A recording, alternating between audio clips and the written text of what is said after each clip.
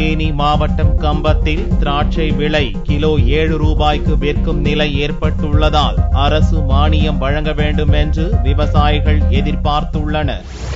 தமிழகத்தில் ஆண்டு முழுவதும் தேனி மாவட்டம் திராட்சை விளையும் பகுதியாக திகழ்கிறது.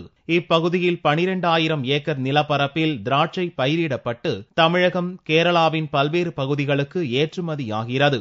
கடந்த மாதம் 1 கிலோ 30 ரூபாய் வரை விற்று வந்த திராட்சை தற்போது பெய்த மழை காரணமாக 1 கிலோ 7 ரூபாய்க்கு விற்கும் நிலை ஏற்பட்டுள்ளது. கூலி ஆட்களுக்கு சம்பளம் கூட தர முடியாத சூழ்நிலை ஏற்பட்டுள்ளதாலும் மழையால் கொள்முதல் செய்ய வியாபாரிகள் வராததாலும் விவசாயிகளே விளைந்த திராட்சைகளை வெட்டி மண்ணில் புதைக்கும் அவலம் ஏற்பட்டுள்ளது.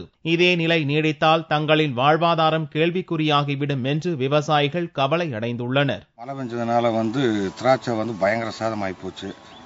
அதனால இப்போ கிலோ 6 ரூபாய் 7 ரூபா தான் விற்கிது. நாங்கள் ஒரு 60 சென்ட்டுக்கு 80,000 90,000 ரூபாய் செலவு செய்கிறோம்.